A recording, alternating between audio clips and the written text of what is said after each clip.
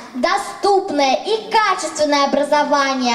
Еш буын залда отырған укытучыларына рәхмәтләрен әнә шулай шигъри юллар аша җиткерә. Август киңәшмәсенә җыелганнар арасында андыйлар байтак.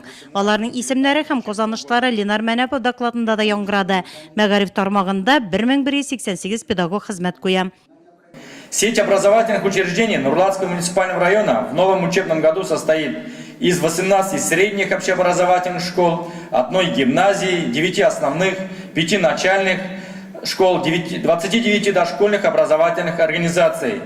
Үткән уку елында төп дәүләт имтиханнарын 610, бердәм дәүләт имтиханнарын 261 укучы биргән. Аттестатсыз калучылар юк. Икенче мәктәп укучысы Найля Низамова рус теленнән 100 бал алган. Сыйфатлы белем бирү буенча лидер мәктәпләр исемлеге дә аталды. Фәннәр буенча бөтен Россия республика күләмендә үткәрелгән олимпиадаларда призлы урыннарга ия булучыларның исемнәре яңгырады. Экраннарда һөнәри осталыкны үстерү буенча бәйгеләрдә грантлар алучыларның исемлеге яктыртылды. Район мәгариф тармагында белем белән беррәттән тәрбия эшләренә зур игътибар бирелә. Ресурс үзәге статусы алган Нурлат аграр техникумында эшче кадрлар һәм белгечләр әзерләнә. Техникум с филиалом в селе Черемшан осуществляет подготовку рабочих кадров и специалистов среднего звена по 11 программам. 6 из них входят в топ-50. Конференциядә өстәмә доклад белән чыгыш ясаучылар үз тәҗрибәләре белән уртаклашты. Уку-укыту мәсьәләләре белән беррәттән балаларның иминлегенә кагылышлы чыгышта игътибар белән тыңланды. Яңа уку елы башлану белән үз котлауларын конференция эшендә катнашкан Азат Шәрәпов та җиткерде. Участие в республиканской олимпиаде школьников для 4-11 классов, то здесь наблюдается положительный сдвиг. Призеров олимпиады подготовили учителя средней образовательной школы номер 2 и 4 Нурлатского района и Кульбаево-Марасинской средней образовательной школы. Җитди сөйләшүләрдән соң педагогларны хезмәтләре өчен хөрмәтләүләр башланды. Сәхнәгә Россия Федерациясенең мактаулы исемен һәм кәгазен алучылар Татарстан Республикасының мәгариф өлкәсендәге казанышлары өчен күкрәк билгесенә һәм мактау кәгазенә лаек булучылар күтәрелде.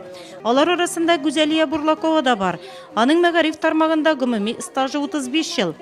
Бүген миңа бирелгән мәгариф өлкәсендә казанышлар өчен күкрәк билгесендә бергә эшләгән хезмәттәшләремнең өлеше бик зур. Алар мине һәр вакыт хуплап тора. Шулай ук минем укучыларымның уңышлары да бар.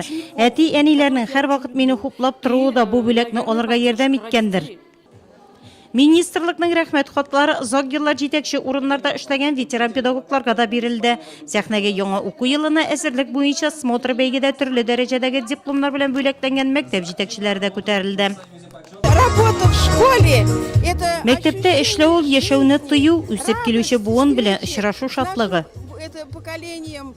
Быелгы уку елында районның педагоглар составы тагын 11 яшь кадрга тулыланды. Миңа балалар белән эшләү бик ошый. Мин 3нче урта мәктәптә эшләячәкмен, педагог оештыручы булып. Шулай ук миңа сәгатьләр бирделәр.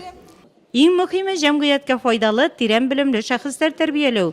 Район мәгариф хезмәткәрләре үз алларына быелгы уку елында да шул максатны куйды.